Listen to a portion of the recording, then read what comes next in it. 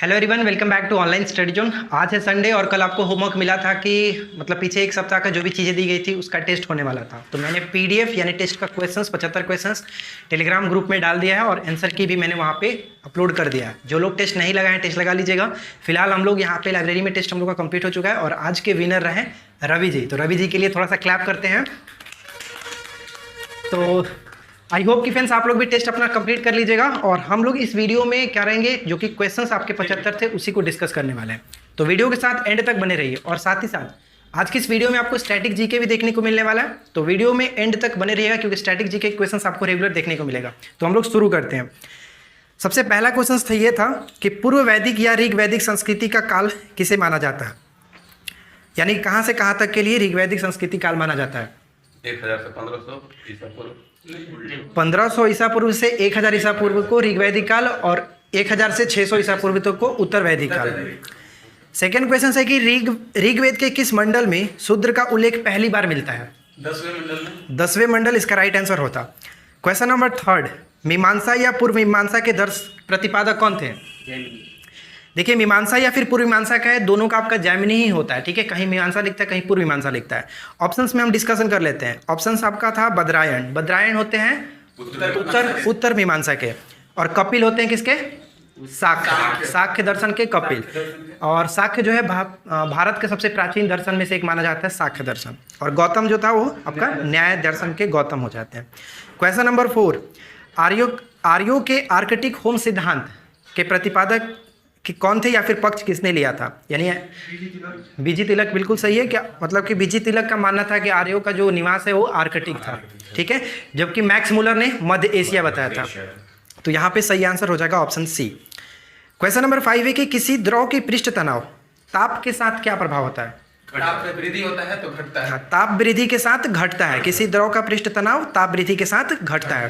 ये सभी क्वेश्चंस आपको पिछले एक सप्ताह में जो होमवर्क दिया गया था उसी से बनाया गया है। तो अगर आप लोग अच्छे से पढ़े होंगे तो सारे क्वेश्चंस का राइट आंसर गेस कर सकते हैं। क्वेश्चन नंबर 6 है कि किसकी सांद्रता अधिकतम होगी। ऑप्शंस था कि अल्कोहल, ईथर, ग्लाइकोल और ग्लिसरॉल। ग्लिसरॉल का सबसे ज़्यादा अधिकतम होगा, यानी कि जो भी पदार्थ सबसे जो गाढ़ा होगा उसका कह सकते हैं कि सांद्रता सबसे ज़्यादा होगा। सांद्रता किसका किसका गुण होता है। सांद्रता किसका गुण है, लिक्विड और गैस का। लिक्विड और गैस का, हाँ, मतलब परतों के बीच जो घर्षण का काम करता है, ठोस में नहीं होता है। सांद्रता का मात्रक होता है पॉइज। यहाँ पे ऑप्शन सी बिल्कुल सही होगा। ओम मीटर दिया गया था, पाउल्ड दिया गया था, पॉइज था और कैंडेला था। यहाँ पे सही आंसर पॉइज है। अगला प्रश्न क्वेश्चन नंबर 8, द्रव की सांद्रता ताप के साथ क्या प्रभाव पड़ता है। द्रव की सांद्रता वृद्धि होने पर घट जाता है, जबकि गैस में ये बढ़ जाता है, बढ़ जाता है। क्वेश्चन नंबर 9, निम्नलिखित में से कौन पदार्थ ऐसा है जिसमें सांद्रता का गुण नहीं है। ध्यान से सुनिएगा, ऑप्शंस के अकॉर्डिंग इसको सॉल्व कर सकते हैं। कौन सा पदार्थ ऐसा है जिसमें सांद्रता का गुण नहीं है। कांच, लोहा, उपरोक्त दोनों, सही शहद। लोहा में नहीं हुआ क्योंकि अभी हमने जस्ट बात किया कि सांद्रता जो होता है लिक्विड और गैस का गुण होता है। तो यहाँ पे लोहा आपका सॉलिड में आ जाएगा, तो इसमें नहीं होगा। क्वेश्चन नंबर 10, अब देखिए न्याय दर्शन के प्रचारक कौन थे। न्याय दर्शन के गौतम। चारवाक दर्शन के चारवाक ही थे। और गौतम का यहाँ पे हो गया न्याय दर्शन। कपिल किसका बताया गया था, साक्य दर्शन। और जैमिनी पूर्व मीमांसा या फिर मीमांसा। शहीद अशफाक उल्लाह खान प्राणी राष्ट्रीय उद्यान जो है किस राज्य में इसका बनाया उद्घाटन किया गया है। उत्तर प्रदेश के कहाँ, गोरखपुर में। उत्तर प्रदेश के गोरखपुर में। क्वेश्चन नंबर 12 है कि किस राज्य सरकार ने जानवरों की मदद के लिए देश का पहला एम्बुलेंस नेटवर्क शुरू किया है। आंध्र प्रदेश, उसका नाम है पुष्पा एम्बुलेंस। देखिए, आंध्र प्रदेश पुष्पा एम्बुलेंस के नाम से स्टार्ट किया गया है जानवरों के लिए पहला एम्बुलेंस आंध्र प्रदेश के सरकार के द्वारा। अगला प्रश्न है कि वामन पुराण में शैव संप्रदाय की संख्या कितनी बताई गई है। 4। बिल्कुल सही है। अगला प्रश्न, शून्य संपादन निम्नलिखित में से किसका मुख्य धार्मिक ग्रंथ है। लिंगायत संप्रदाय का। बिल्कुल सही है, लिंगायत संप्रदाय। लिंगायत संप्रदाय के प्रवर्तक किसे माना जाता है। अल्लभ प्रभु। बिल्कुल सही है, अल्लभ प्रभु। अच्छा, एक क्वेश्चन बताइएगा, तिरुमुड़े जो था क्या था। तमिल ग्रंथ है। नहीं, वो क्या बोलते हैं उसको, संग्रह है, श्लोकों का संग्रह था। श्लोकों का संग्रह था जो तमिल बोल रहे हैं। दक्षिण भारत में नैनार या फिर अड़यार संतों ने जो प्रचार किया था शैव धर्म का, तो उसमें श्लोकों का जो संग्रह इनको द्वारा किया गया था उसी को तिरुमुड़े कहा गया है, तिरुमुड़े। क्वेश्चन नंबर 15, पशुपत संप्रदाय के संदर्भ में निम्नलिखित में से कौन सा कथन असत्य है? तो ध्यान दीजिएगा, मैं पहला कथन बोलूंगा, बताइएगा सही है गलत। ऑप्शन ए था कि इस संप्रदाय के संस्थापक लकुलिस थे, सही है। इस संप्रदाय के अनुयायियों को पंचार्थी कहा गया है, ये भी सही है। इस संप्रदाय का सर्वाधिक विकास मौर्य काल में हुआ है, ये गलत है, क्योंकि इस संप्रदाय यानी कि पशुपत संप्रदाय का सर्वाधिक विकास गुप्त काल में हुआ था। तो यहाँ पे हम ऑप्शन सी को टिक करेंगे। क्वेश्चन नंबर 16 है कि मकर रेखा किसे कहते हैं? मकर रेखा किसे कहते हैं? दक्षिणी अक्षांश, हाँ दक्षिणी अक्षांश। उत्तरी अक्षांश कर्क रेखा होता है और 0 डिग्री जो आपका इक्वेटर हो गया भूमध्य रेखा, और उसके नीचे 23.5 डिग्री मकर रेखा हो जाता है। चलिए क्वेश्चन नंबर 17 है कि पृथ्वी पर दिन तथा रात्रि चक्र किसके कारण होता है? पृथ्वी के घूर्णन के कारण, ठीक है, और परिभ्रमण के कारण ऋतु परिवर्तन। क्वेश्चन नंबर 18 कि पृथ्वी अपनी धुरी के चारों तरफ किस दिशा में घूमती है? धुरी पर पश्चिम से पूर्व। कभी कभी पूछा जाता है कि सूर्य हमेशा जो कि पूर्व की दिशा में ही क्यों निकलता है? क्योंकि पृथ्वी अपना पश्चिम दिशा में घूमती है, इस वजह से। आगे एक और क्वेश्चन आएगा इसके रिलेटेड, तो ध्यान दीजिएगा। परिक्रमण करती हुई पृथ्वी या एक ग्रह के अपने कक्षा में सूर्य से अधिकतम दूरी को क्या कहते हैं? इसको हिंदी में क्या कहेंगे? हिंदी में कोई बताइए? अपसौर, ठीक है, अपसौर। तो ध्यान दीजिएगा, अपसौर होता है किसी ग्रह या फिर हम सिंपल सी भाषा में पृथ्वी और सूर्य को लेकर के चले तो पृथ्वी और सूर्य के बीच की जो अधिकतम दूरी होगी, जिस समय यानी कि जिस तारीख को होता है 4 जुलाई को होता है, 4 जुलाई को सबसे अधिकतम दूरी होता है और उस दिन को हम लोग अपसौर कहते हैं। और सबसे नजदीक जो होता है 3 जनवरी को होता है, उसको उपसौर कहते हैं। क्वेश्चन नंबर 20 है, पृथ्वी सूर्य से अपनी अधिकतम दूरी कब होती है? दूरी पर होती है 4 जुलाई को। थोड़ा जोर से बोलिए विकास जी। 4 जुलाई, ठीक है। चलिए क्वेश्चन नंबर 21 है, इक्विनॉक्स। इक्विनॉक्स क्या होता है? जब दिन और रात बराबर होते हैं। पूरे एक वर्ष में इक्विनॉक्स कितनी बार होता है? 2 बार। डेट बताइए। 21 मार्च 23 सितंबर। 21 मार्च और 23 सितंबर को इक्विनॉक्स होता है। अगला प्रश्न बनता है कि विश्व के सभी अंगों, यहाँ पे क्वेश्चन थोड़ा सा मिस्टेक था ना, विश्व के सभी अंगों में 23 सितंबर को दिन और रात, सभी भागों में ना, सभी भागों में नहीं, ऐसे था कि विश्व के सभी भागों में 23 सितंबर को दिन और रात समान लंबाई को होता है। इसको हम लोग क्या कहते हैं? 23 सितंबर को। देखिए अभी आपको बताया गया था कि इक्विनॉक्स साल में 2 बार होता है, एक आपका 21 मार्च और 23 सितंबर को। तो 23 सितंबर को जो होता है इसको हम लोग शरद विषु कहते हैं, ठीक है। और एक होता है वसंत होता है जो कि हमारा 21 मार्च को होता है। तो यहाँ पे सही आंसर हो जाएगा आपका option A, Sharad Vishu. Question number 23 कह रहा है कि सौर मंडल का कौन सा ग्रह लगभग पृथ्वी जितना बड़ा है, यानी पृथ्वी के समान? शुक्र बिल्कुल सही है, जिसको पृथ्वी की भगिनी कहते हैं। सबसे चमकीला ग्रह भी होता है, सुबह का तारा या भोर का तारा, सांझ का तारा के नाम से जाना जाता है, सौंदर्य का देवता के नाम से भी जाना गया। अगला प्रश्न है कि पश्चिम की ओर भ्रमण करने वाली ग्रह कौन सा? यानी कि पश्चिम से पूरब की ना पूछ के पूरब से पश्चिम पूछा जा रहा है, पूरब से पश्चिम की ओर भ्रमण करने वाले ग्रह कौन सा? वेनस और यूरेनस होगा, नेपच्यून नहीं, शुक्र और अरुण। अच्छा एक क्वेश्चन बताइए आप कि अरुण नहीं, शुक्र के उपग्रहों की संख्या कितनी है? 0, ठीक है। यानी कि बुध और शुक्र हमारे सौरमंडल के 2 ऐसे ग्रह हैं जिनका कोई भी अपना उपग्रह नहीं है। चलिए क्वेश्चन नंबर 25, पुनर्गठन के फलस्वरूप वर्ष 1947 में संविधान सभा के सदस्यों की संख्या कितनी रह गई थी? 299, बिल्कुल सही है। क्वेश्चन नंबर 26 है, आप बताइएगा परवीन। 42वें संविधान संशोधन 1976 द्वारा प्रस्तावना में किस शब्द को नहीं जोड़ा गया था? ऑप्शन सुनिए, धर्मनिरपेक्ष, समाजवादी, एकता और अखंडता, इनमें से कोई नहीं। इनमें से कोई नहीं, क्योंकि तीनों शब्दों को सभी को जोड़ा ही गया था। क्वेश्चन नंबर 27 है, संविधान की 6ठी अनुसूची में किस राज्य को लागू नहीं होता है? सबसे पहले बताइए कि 6ठी अनुसूची में कितने राज्यों का उल्लेख किया गया है? 4 राज्य। कौन कौन? मेघालय और मिजोरम। इसमें ऑप्शन पे आपका मणिपुर ही दिया गया था, मणिपुर को हटाना था कि नहीं है, तो ऑप्शन डी यहाँ पे हो जाएगा मणिपुर।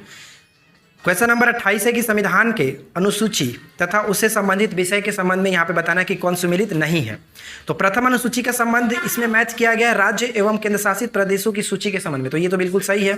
द्वितीय अनुसूची की बात करते हैं तो इसमें मैच किया गया कि निर्वाचन आयोग के अधिकार और कार्य, तो ये आपका गलत है ना। दूसरी अनुसूची में है कि विभिन्न पदाधिकारियों के वेतन के बारे में। और सातवीं अनुसूची केंद्र और राज्य के विभाजन, शक्तियों का विभाजन है, सही है। और 10वीं अनुसूची में दल बदल विरोधी कानून है, तो ये भी आपका सही है। अब बताइए कि दल बदल जो विरोधी कानून लाया गया था वो किस संविधान संशोधन के द्वारा, कब? 52वें संविधान संशोधन और 1985, बिल्कुल सही है। किस संवैधानिक संशोधन द्वारा संविधान की 8वीं अनुसूची में 3 भाषाओं मणिपुरी, नेपाली और कोंकणी को शामिल किया गया था? 71वें संविधान संशोधन, बिल्कुल सही होगा। 21वीं के द्वारा किसको जोड़ा गया था? सिंधी भाषा को 1967 में। चलिए अगला प्रश्न हमारा बनता है कि वर्तमान में कितनी भाषा है? वर्तमान में 22 भाषा है। किस अनुसूची में है? 8वीं अनुसूची में। किस संविधान संशोधन अधिनियम द्वारा लोकसभा तथा विधानसभाओं की सीटों की संख्या में वर्ष 2026 तक कोई परिवर्तन न करने का प्रावधान किया गया है? ऑप्शन सुनिए, 83, 84 और 86 और 92। 84 बिल्कुल सही है। विश्व का सबसे शक्तिशाली जलवायु परिवर्तन पूर्वानुमान सुपर कंप्यूटर किस देश में बनाया जाएगा? ऐसा घोषणा हाल ही में किया गया, ब्रिटेन। अच्छा, 2 हाल ही में सुपर कंप्यूटर चर्चा में था, एक था आपका फुगाकू, किस देश का, और एक था सिमोर, ईरान का। तो ये 2 नाम आपको याद रखना है। चलिए अगला प्रश्न है कि त्रिपक्षीय वरुण नौसेना अभ्यास किन देशों के बीच आयोजित किया जाएगा? देखिए हाल ही में यानी 2021 में जो जून में आपका ये आयोजन किया गया था वरुण नौसेना अभ्यास, तो पहली बार इसमें एक नया कंट्री जो कि शामिल हुआ था यूएई। वैसे तो आपका हमेशा होता था भारत और फ्रांस के बीच, लेकिन इस बार 2021 में भारत, फ्रांस और यूएई के बीच हुआ था। तो इस 3 ध्यान रखिएगा, त्रिपक्षीय वरुण नौसेना अभ्यास हुआ था ये। क्वेश्चन नंबर 33 है कि निम्न में से किसे अंतर्राष्ट्रीय एनी अवार्ड 2020 से सम्मानित किया गया? CNR राव, बिल्कुल सही है। अच्छा, ऑप्शंस के थ्रू भी बात कर लेते हैं। ऑप्शंस में था आपका कौशिक बसु, तो कौशिक बसु को क्या अवार्ड मिला था? कौशिक इंजीनियर नहीं, कौशिक बसु को मिला था, आप लोग टेस्ट दे रहे थे, बताए थे हम। ध्यान तो नहीं चल रहा था। Research Humboldt award, Humboldt research award है, इनको मिला है कौशिक बसु को। और राजेंद्र कुमार भंडारी को मिला है इन्हें खाद्य संरक्षण पुरस्कार। सुभाष चंद्र बोस आपदा प्रबंधन। और अमर्त्य सेन को किस देश की सरकार ने अस्टूरियस अवार्ड दिया है? प्रिंसेस अस्टूरियस अवार्ड, स्पेन, ठीक है, स्पेन ने दिया है। अच्छा, अमर्त्य सेन का हाल ही में एक न्यू बुक लॉन्च हुआ था, उसका नाम क्या है? होम इन द वर्ल्ड, ठीक है।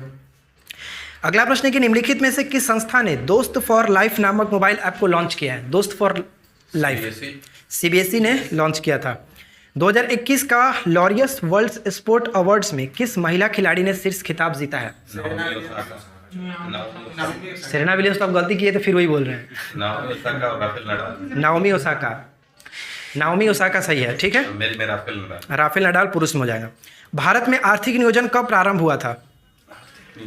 1951, 1 अप्रैल 1951, यानी कि जो पंचवर्षीय योजना स्टार्ट हुआ था, तो पहला पंचवर्षीय 51 से 56 तक था, 1 अप्रैल 1951 को स्टार्ट हुआ था। आर्थिक नियोजन का वर्ष कभी-कभी 1950 भी देता है। आर्थिक नियोजन जो प्लान था कब शुरू किया गया था? 1950। वो तो योजना आयोग आपका 1950 में स्टार्ट हुआ था ना, 15 मार्च 1950। रोलिंग प्लान तो आपका बाद में, उधर अनवरत योजना या रोलिंग प्लान 1978 में स्टार्ट हुआ था।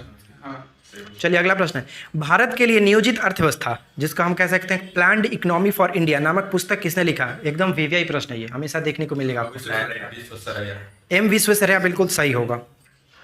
राष्ट्रीय योजना समिति की स्थापना कब हुई थी?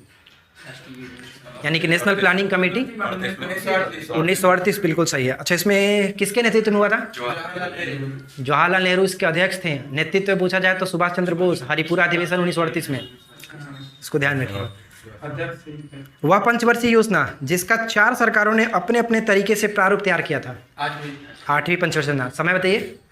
8वीं का 92 से 97, बिल्कुल सही है। चलिए अगला प्रश्न है कि 9वीं पंचवर्षीय योजना की अवधि क्या है? 97 से 2002, 1 अप्रैल 1997 से 31 मार्च 2002। संस्कृत ग्रंथ अष्टाध्यायी का संबंध किससे है? व्याकरण से। लेखक बताइए। पाणिनि, बिल्कुल सही है, पाणिनि इसके लेखक थे। यहाँ पे अब कुछ क्वेश्चंस जो कि पुस्तक से हैं, तो फटाफट से बताइएगा। महाभाष्य किसकी कृति है? पतंजलि की। नीति शतक के लेखक कौन है? भर्तृहरि। और एक था इनका श्रृंगार शतक भी था, श्रृंगार शतक। शतक वाला 3 है। विष्णु शर्मा का क्या है? विष्णु शर्मा पंचतंत्र। पंचतंत्र। कीर्तार्जुनियम किसकी कृति है? भारवी। डांडी ने क्या लिखा था? दांडी 10 कुमार चरित्र। और जायसी का क्या था? मलिक मोहम्मद जायसी पद्मावत। पद्मावत पद्मावत। चलिए, मुद्रा राक्षस किसकी रचना है? विशाख दत्त। और क्षुद्रक का क्या है? शूद्रक के लेखक मृक्षकटिकम। मृक्षकटिकम का अर्थ क्या है? मिट्टी का खिलौना। मिट्टी का खिलौना। हिंदू व्यू ऑफ लाइफ नामक पुस्तक किसने लिखी है? राधा कृष्ण सर्वपल्ली राधे कृष्णन। एशियन ड्रामा के लेखक? गुरनार मिडल। सबसे पहले जो अनवरत योजना आप बता रहे थे ना, इसी बुक में इन्होंने डिस्कस किया था इसके बारे में।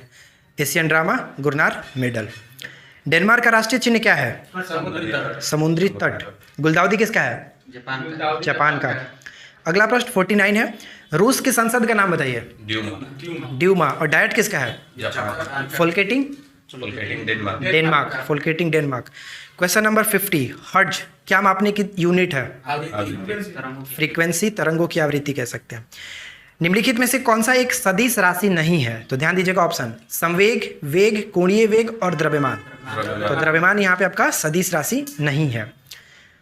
बल की परिभाषा को किसके आधार पर व्याख्यात किया जाता है? यानी कि न्यूटन के किस गति के नियम पर?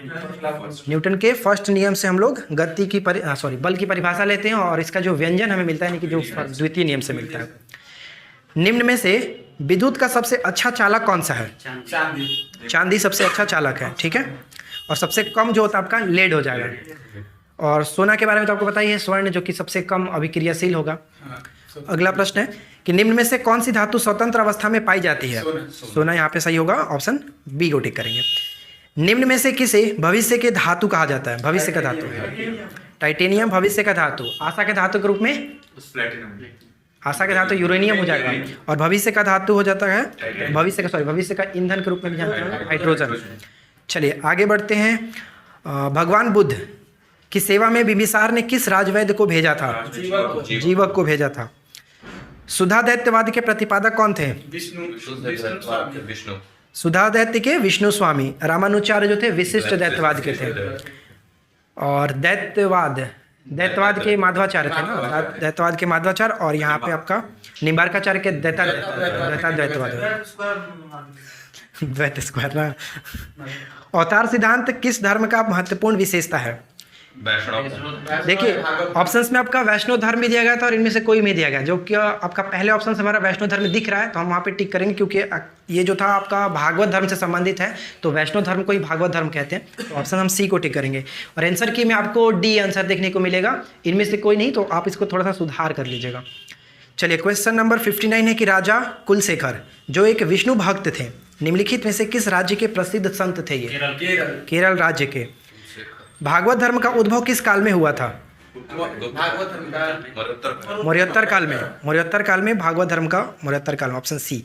निम्नलिखित में से कौन सा मिलान गलत है? तो ध्यान दीजिएगा, पहला पॉइंट है कि सबसे कम अभिक्रियाशील धातु के साथ कैल्शियम मैच किया गया। क्या ऐसा ही है? गलत है। क्या होना चाहिए यहाँ पे? सोना। सबसे भारी धातु ओस्मियम। चाकू से काटने वाला धातु कौन सा है? तीन धातु का नाम बताइए आप बताइए।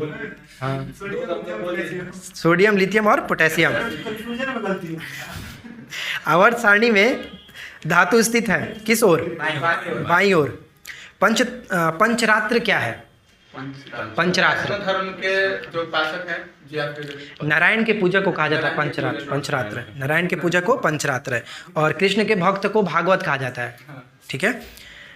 क्वेश्चन नंबर 63 है पशुपतिनाथ मंदिर को यूनेस्को में विश्व सांस्कृतिक विरासत स्थल के रूप में कब सूचीबद्ध किया गया था? 79। ऑप्शन आपका डी हो जाएगा 1979 में। पशुपतिनाथ मंदिर काठमांडू में है, किस नदी किनारे? बागमती नदी किनारे। उसका जो मुख्य मंदिर है किस शैली में बना है? बतला रहे हैं पैगोडा शैली में, बिल्कुल सही है। चलिए अगला प्रश्न है कि राज्य है लोक कल्याण की अभिवृद्धि के लिए सामाजिक व्यवस्था बनाएगा, इसका वर्णन किस अनुच्छेद में किया गया है? अनुच्छेद 38 में किया गया। अनुच्छेद 36 में क्या है? डेफिनेशन है राज्य की परिभाषा के बारे में। और 44 क्या है? समान सिविल जो संहिता की बात की गई है। चलिए क्वेश्चन नंबर आपका 65 हो जाता है। पुराणों में किस शासक को काकवर्ण के नाम से जाना गया है? काला कालाशोक को काकवर्ण के नाम से जाना गया है। कालाशोक किस धर्म के किस वंश के शासक थे? शिशुनाग वंश। अजातशत्रु का संबंध किस वंश से था? हर्यक वंश। कुड़िक के नाम से जाना गया ना। अनुच्छेद 45 किस संविधान संशोधन के द्वारा जोड़ा गया था? 86वां संविधान संशोधन 2002 के द्वारा। निम्नलिखित में से कौन सा कथन सही है? अम्ल स्वाद में खट्टे होते हैं और H+ आयन देते हैं, सही है? ये बिल्कुल सही है। अम्ल स्वाद में खट्टे होते हैं, OH- आयन देते हैं, ये गलत हो गया, पहला ही सही है, ये दूसरा गलत है। क्षार स्वाद में कड़वे होते हैं और OH- आयन देते हैं, ये बिल्कुल सही है। यानी यहाँ पे आपका फर्स्ट और थर्ड बिल्कुल सही होगा।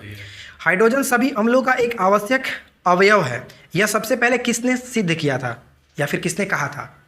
ऑप्शन सुनिए, आर्हेनियस, ब्रॉन्स्टेड, डेई और लॉरी। डेई यहाँ पे करेक्ट होगा। एलपीजी का मुख्य घटक कौन सा है?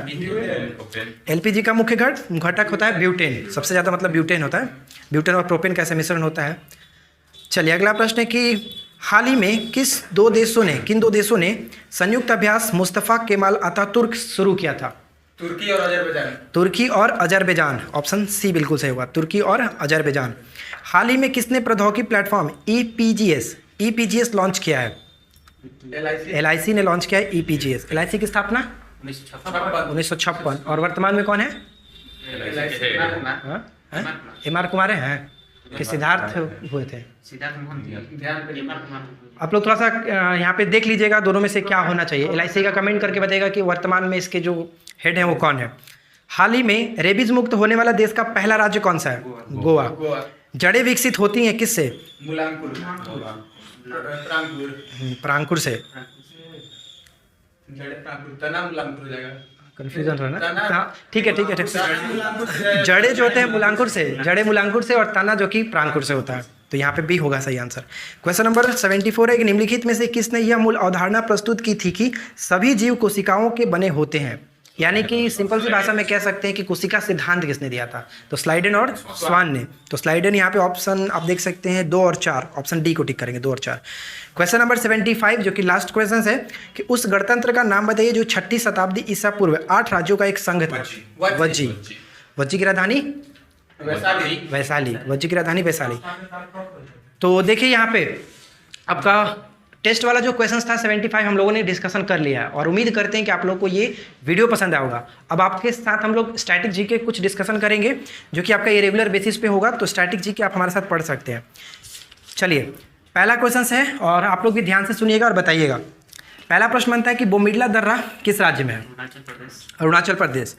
चलिए अगला प्रश्न बताइए कि सैला नृत्य की उत्पत्ति जो कि फसल कटाई के बाद लड़कों के द्वारा की जाती है, सैला नृत्य किस राज्य से संबंधित है? सैला नृत्य छत्तीसगढ़। सैला नृत्य छत्तीसगढ़। शिक्षा के मौलिक अधिकार के रूप में 6 से 14 वर्ष की आयु वाले सभी बच्चों के लिए मुफ्त और अनिवार्य शिक्षा का प्रावधान किस अनुच्छेद में वर्णन? 21 के ए में।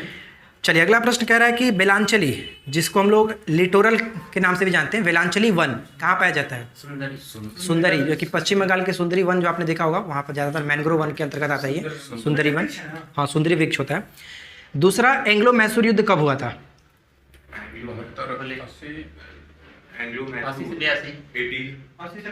80 से 84।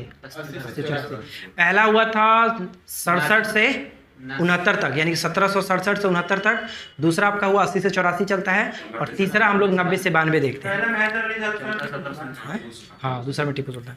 चलिए अगला प्रश्न हमारा बनता है कि द्रोणाचार्य पुरस्कार किस वर्ष प्रारंभ हुआ था? द्रोणाचार्य पुरस्कार कोच को दिया जाता है जो सर्वश्रेष्ठ कोच होते हैं प्रदर्शन के लिए, तो 1985 में स्टार्ट हुआ था। 85। विश्व के प्रथम कानून के संग्रहकर्ता हम्मुराबी इनका नाम है, कहाँ के शासक थे? विश्व के प्रथम कानून के संग्रहकर्ता हम्मुराबी बेबीलोन के। तृतीय एंग्लो मैसूर युद्ध कब हुआ था? 90 से 92। 1790 से 92 में। हड़प्पा सभ्यता की खोज सर्वप्रथम कब हुई थी? 1921 में। हिंदू कानून की प्रथम पुस्तक मनुस्मृति मनुस्मृति। एलओसी का निर्धारण कब हुआ था? 72 में। 1972 शिमला समझौता के बाद हुआ, मतलब कि 1972 में। एलओसी यानी कि line of control, actual control नहीं, एलओसी होता है, एलएसी है। एलएसी होता है जो कि भारत और चीन के बीच है, और एलओसी भारत पाकिस्तान के बीच। लाइन ये line of control, line of actual control. LOC line of control केवल, और वो होता है एलएसी मतलब लाइन ऑफ एक्चुअल कंट्रोल होता है। चलिए अगला प्रश्न है कि मानव के प्रथम वंशज किसे माना जाता है? रामा पिथेक से, रामापिथेकस। अर्थशास्त्र की किस शाखा के तहत मजदूरी, किराया, ब्याज और लाभ की अवधारणाओं का अध्ययन किया जाता है? फिर से क्वेश्चन सुनिए। अर्थशास्त्र की किस शाखा के तहत मजदूरी, किराया, ब्याज और लाभ की अवधारणाओं का अध्ययन किया जाता है? हाँ मतलब उसी का उसी तरह से नाम बताना है कि अर्थशास्त्र का कौन सा शाखा हुआ। तो वैशिष्ट अर्थशास्त्र, वैशिष्ट अर्थशास्त्र। सापेक्षता का सिद्धांत का प्रतिपादन किसने किया था? आइंस्टीन ने। आइंस्टीन को नोबेल पुरस्कार कब मिला था? किस वर्ष? 1921। ठीक है, किस कार्य के लिए? फोटो इलेक्ट्रिक इफेक्ट, प्रकाश विद्युत प्रभाव के लिए मिला था इनको। बीपीएससी में क्वेश्चन पूछा था ये।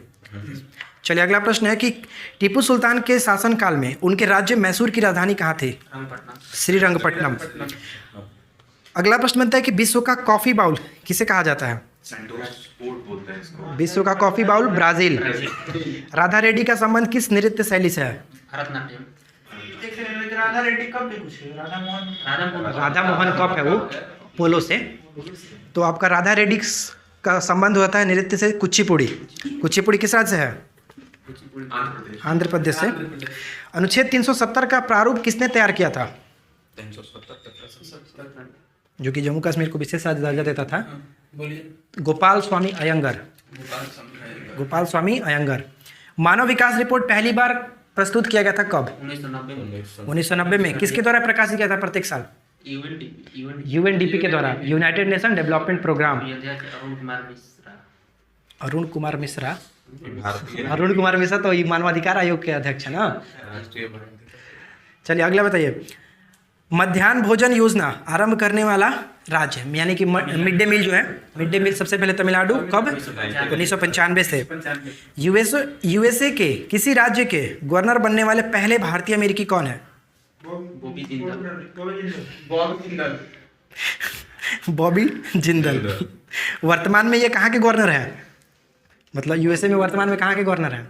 लुसियाना। खुआंग किस राज्य का पारंपरिक संगीत वाद्य यंत्र है? खुआंग किस नॉर्थ ईस्ट में बताना है? मिजोरम।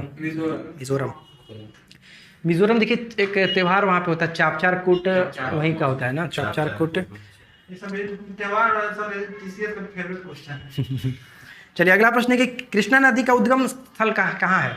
कृष्णा का महाबलेश्वर, महाराष्ट्र में। ठीक है, इसकी सहायक नदी बताइए। कृष्णा की सहायक नदियाँ तो बहुत सारी हैं।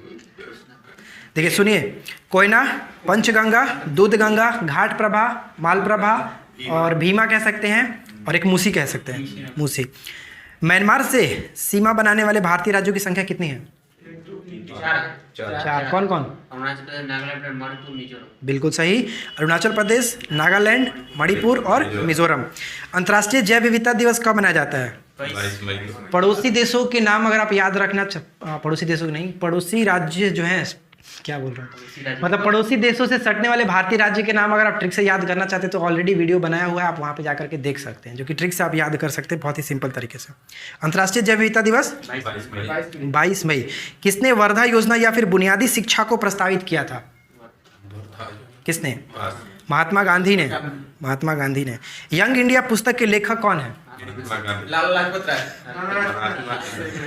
देखिए लाला लाजपत राय बिल्कुल सही होगा।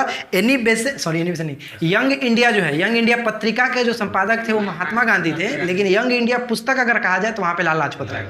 ठीक है, तो इसको ध्यान रखिएगा। तो यंग इंडिया, न्यू इंडिया हो ना, न्यू इंडिया है पत्रिका, Commonwealth new India. Young India का जो महात्मा गांधी किए थे दक्षिण अफ्रीका से। दक्षिण अफ्रीका से? वो कहाँ थे? वो तो आपका ओपिनियन के थे, इंडियन ओपिनियन ना, दक्षिण अफ्रीका से था। अगला प्रश्न बनता है कि स्वर्ण क्रांति का संबंध, स्वर्ण क्रांति जो है किस चीज से संबंधित है? फल। स्वर्ण क्रांति फल से संबंधित है। पासी कोंग की लोक नृत्य का संबंध किससे है? किस नॉर्थ ईस्ट से बताइए? पासी राज्य से। पासी कोंगकी लोक नृत्य का संबंध अरुणाचल प्रदेश। अरुणाचल प्रदेश। सुडोल नृत्य का संबंध सुडोल सुडोल सुडोल अरुणाचल प्रदेश। ऊपर में ऊपर ऊपर सिक्किम। लद्दाख लद्दाख का शाही नृत्य कहा जाता है इसको। सुडोल हाँ, लद्दाख का शाही नृत्य सुडोल नृत्य को।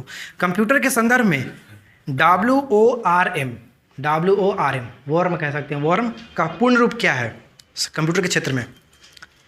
Right once read many. Read many यानी लिखे एक बार और पढ़े बार बार, इस तरह से। Write once read many. कौन सा दर्रा उत्तर में नीलगिरी और दक्षिण में अन्नामलाई पहाड़ियों के बीच स्थित है? पालघाट दर्रा, बिल्कुल सही है। 3-4 घाट, पालघाट, भोरघाट। हाँ, इस पे भी ट्रिक बनाया हुआ है, अभी आपको बता देंगे हम बता देंगे। बालघाट नासिक में। चलिए अगला प्रश्न है कि सविनय अवज्ञा आंदोलन की शुरुआत 1930 में किसके द्वारा शुरू किया गया था? सविनय अवज्ञा 1930। हाँ। महात्मा गांधी। महात्मा गांधी। सविनय अवज्ञा जो दांडी मार्च जो स्टार्ट हुआ था, कोई बताएगा डेट स्टार्ट कब हुआ था? एग्जैक्ट डेट 12 मार्च 12 मार्च 1930 को स्टार्ट हुआ था, 6 अप्रैल 1930 को खत्म हुआ था। इसमें क्वेश्चन पूछा जाने वाले डेट के साथ। बिल्कुल। तो डेट देखिए, मॉडर्न हिस्ट्री जब भी अब बात आ रही है तो आप वहाँ पे डेट के साथ याद रखने की कोशिश करिए, क्योंकि एग्जाम बहुत टफ हो चुका है, इसमें सभी लोग रट करके याद रख रहे हैं। तो आप कोशिश करिए कि वहाँ पे हम डेट के साथ उसको याद रखें, ताकि हमें कोई कन्फ्यूजन ना हो और ना कोई दिक्कत हो। तो देखिए फ्रेंड्स, आज की इस वीडियो में इतना ही। स्टैटिक जीके भी हम लोगों ने कंप्लीट किया, और होमवर्क आपको क्या है कल के लिए वो टेलीग्राम पर मिल जाएगा, और जो स्टैटिक जीके हमने अभी पूछा इसका PDF आपको टेलीग्राम पर ही मिल जाएगा। तो बस आज की इस वीडियो में इतना ही, मिलते हैं नेक्स्ट क्लास में। Thanks for watching, keep learning, have a good day.